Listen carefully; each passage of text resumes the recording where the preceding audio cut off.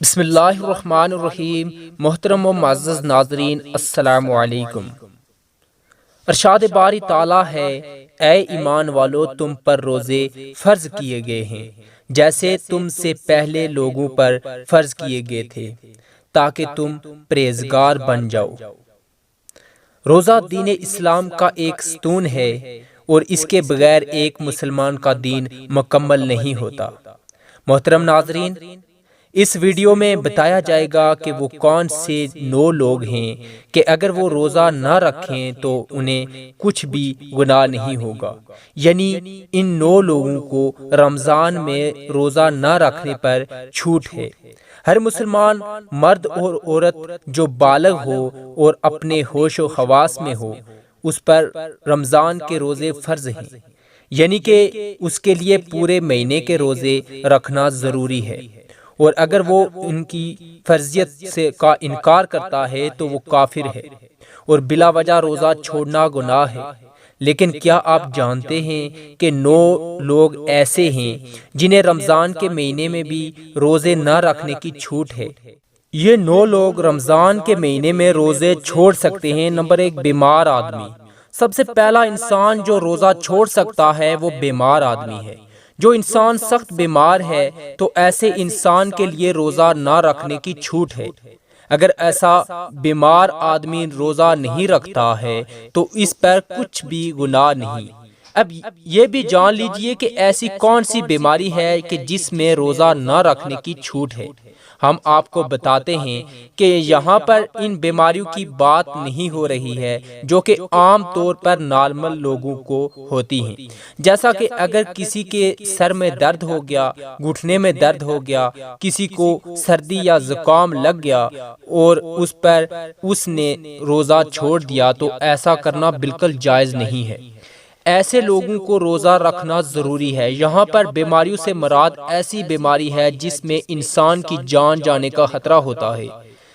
اب یہ بھی جان لیجئے کہ وہ کون سی بیماری ہے کہ جس میں انسان کی جان جانے کا خطرہ ہوتا ہے۔ تو اس بات کا ایسے پتہ چلتا ہے کہ اگر کوئی ماہر ڈاکٹر آپ کو یہ کہہ دے کہ آپ اگر بھوکے پیاسے رہے تو روزہ رکھنے سے آپ کی جان جانے کا خطرہ ہو سکتا ہے، یا پھر ڈاکٹر آپ سے یہ کہہ دے کہ اگر آپ نے روزہ رکھا تو آپ کی بیماری ٹھیک نہیں ہوگی یا آپ کی بیماری اور بڑھ جائے گی، تو ایسی صورت میں رمضان کے مہینے میں روزہ چھوڑنا جائز ہے، لیکن چھوٹی موٹی بیماریوں میں روزہ چھوڑنا جائز نہیں ہے۔ اب یہاں پر اگر کسی نے اپنی بیماری کی وجہ سے روزے چھوڑ دیے ہیں تو وہ یاد رکھے کہ اسے ان روزوں کو بعد میں رکھنا پڑے گا جب اس کی بیماری دور ہو جائے گی، یعنی کہ جب اس کی بیماری ٹھیک ہو جائے گی تو اس کو اپنے چھوڑے ہوئے روزوں کو قضا کرنا پڑے گا۔ اب اگر کسی کی بیماری ایسی ہے کہ وہ کبھی بھی ٹھیک نہیں ہوئی اور اس کا آخری وقت قریب آ گیا تو ایسے میں وہ اپنے گھر والوں کو یہ وصیت کرے کہ میرے اتنے روزے چھوٹ گئے ہیں اور وہ ان کا فدیہ ادا کریں، اور فدیہ یہ ہے کہ ہر روزے کے بدلے ایک مسکین کو دونوں ٹائم پیٹ بھر کر کھانا کھلائیں۔ نمبر 2، حاملہ یعنی پریگننٹ عورت۔ یعنی دوسرے نمبر پر حاملہ عورت ہے، یعنی جس کے پیٹ میں بچہ ہو۔ اگر ایسی عورت ہو اور روزے رکھنے پر اس کو اور اس کے بچے کو جان جانے کا خطرہ ہو تو ایسی عورت بھی رمضان کے مہینے میں روزے چھوڑ سکتی ہے، اس پر بھی کوئی گناہ نہیں ہوگا۔ ایسی عورت کے لیے بھی روزہ نہ رکھنا جائز ہے، لیکن یاد رہے کہ ایسی عورت بھی اپنے چھوڑے ہوئے روزے بعد میں رکھے گی، یعنی کہ جب اس کی صحت بہتر ہو جائے گی تو اسے بھی اپنے چھوڑے ہوئے روزوں کو قضا کرنا ہوگا۔ اور اگر کوئی حاملہ عورت ہے اور اس کا ماہر ڈاکٹر اسے یہ کہہ دے کہ روزہ رکھنے سے اس کی یا اس کے بچے کی جان جانے کا کوئی خطرہ نہیں ہے تو ایسی عورت کے لیے روزہ رکھنا ضروری ہوگا۔ نمبر 3، زیادہ بڑھاپا ہونا۔ یعنی تیسرا شخص وہ ہے جو اپنی عمر کے آخری پڑاؤ میں پہنچ جائے، یعنی کوئی شخص بہت زیادہ بوڑھا ہو گیا ہو تو اگر کوئی ایسا شخص جو اپنے بڑھاپے کی وجہ سے اپنی جگہ سے اٹھ بھی نہیں سکتا بیٹھ بھی نہیں سکتا اور اپنے بڑھاپے کی وجہ سے اتنا کمزور ہو گیا ہے کہ اس میں روزہ رکھنے کی بالکل بھی طاقت نہیں ہے، تو ایسا شخص بھی اگر رمضان کے مہینے میں روزے نہیں رکھے گا تو اس پر بھی کوئی گناہ نہیں ہوگا۔ تو ایسے بوڑھے شخص کے لیے بھی روزہ چھوڑنا جائز ہے، لیکن یاد رہے کہ ایسے شخص کے لیے بھی فدیہ ادا کرنا ضروری ہے۔ اور پھر اگر ایسے شخص میں بعد میں اتنی طاقت آ جائے اور وہ اپنے آپ کو تندرست محسوس کرے تو اس کو چاہیے کہ وہ اپنے چھوڑے ہوئے روزے بعد میں رکھ لے اور ان کی قضا کرے۔ لیکن اگر کوئی شخص اپنے بڑھاپے کی وجہ سے اتنا کمزور ہو گیا ہے کہ اسے اپنے ٹھیک ہونے اور صحت مند ہونے کی کوئی امید ہی نہیں ہے تو اس کے لیے روزے معاف ہیں، لیکن اسے بھی اپنے ہر روزے کے بدلے میں فدیہ دینا پڑے گا، اور فدیہ یہی ہے کہ اپنے ہر روزے کے بدلے میں ایک مسکین کو پیٹ بھر کر 2 وقت کا کھانا کھلانا ہوگا۔ نمبر 4، دودھ پلانے والی عورت۔ یہاں یہ بات بھی واضح کر دیں کہ پہلے زمانوں میں ایسی عورتیں ہوا کرتی تھیں جو لوگوں کے بچوں کو دودھ پلانے کا کام کیا کرتی تھیں۔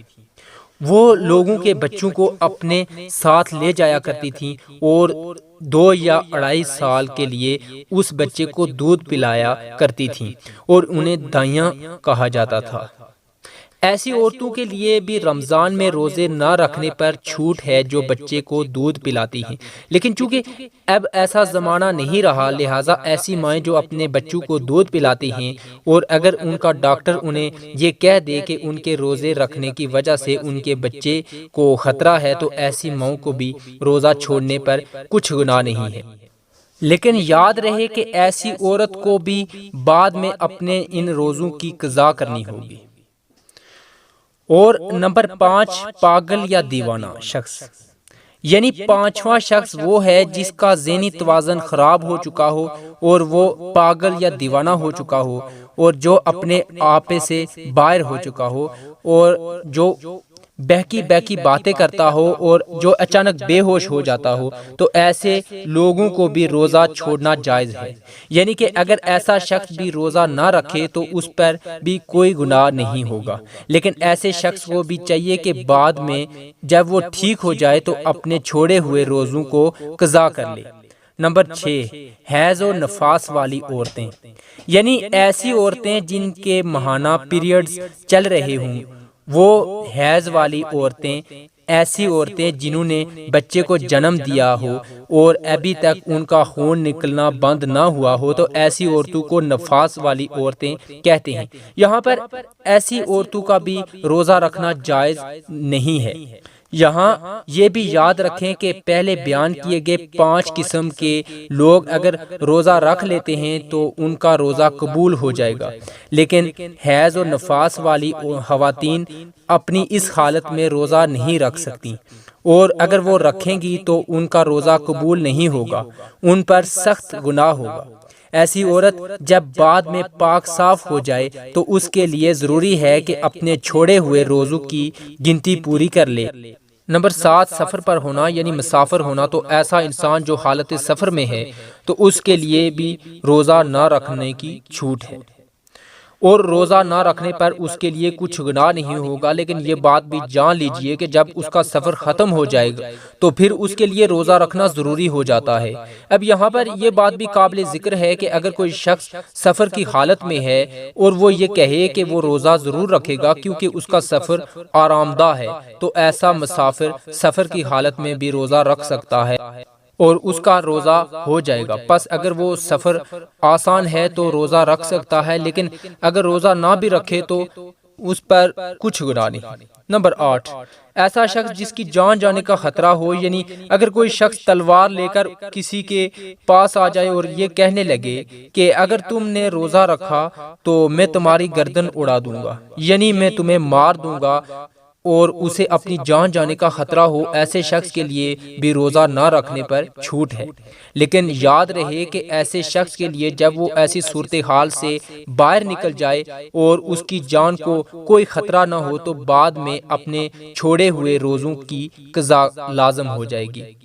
اور اسے بعد میں اپنے چھوڑے ہوئے وہ روزے رکھنا پڑیں گے۔ نمبر 9، نابالغ بچہ، یعنی جیسا کہ ہم سب یہ بات جانتے ہیں کہ روزہ ہر بالغ انسان پر فرض ہے جو اپنے ہوش و حواس میں ہو، اس طرح روزہ نابالغ بچے پر فرض نہیں ہے۔ اگر کوئی نابالغ بچہ روزہ نہیں رکھ سکتا تو اس پر کوئی گناہ نہیں ہوگا اور اسے روزہ نہ رکھنے پر چھوٹ ہے، لیکن اگر کوئی بچہ 10 سال کی عمر کو پہنچ جائے اور اس پر روزہ رکھنے کی طاقت آ جائے تو اس کو رکھنا چاہیے کہ وہ روزہ رکھنا شروع کر دے، اور اگر ایسا بچہ روزہ نہ رکھے تو اس کے گھر والوں کو چاہیے کہ اس پر سختی کریں اور اس سے روزے ضرور رکھوائیں۔ یاد رکھیں 10 سال کے بچے پر روزہ فرض نہیں ہے، لیکن اس کی تربیت کے لیے، اس کو روزے کی عادت ڈالنے کے لیے اس کو روزے رکھوانے چاہیے۔ اللہ سبحانہ و تعالیٰ سے دعا ہے کہ تمام مسلمانوں کو اپنے ماہ مبارک کے روزے خشوع و خضوع سے رکھنے کی طاقت و توفیق مرحمت فرمائے، آمین یا رب العالمین۔ محترم ناظرین، درخواست ہے کہ اگر میری آج کی یہ معلوماتی ویڈیو آپ کو پسند آ جائے تو براہ کرم میری اس ویڈیو کو لائک شیئر ضرور کر دیجئے اور میرے اسلامی و اصلاحی چینل کو سبسکرائب کر لیجئے۔ جزاکم اللہ خیرا کثیرا۔ اللہ ہم سب کا حامی و ناصر ہو۔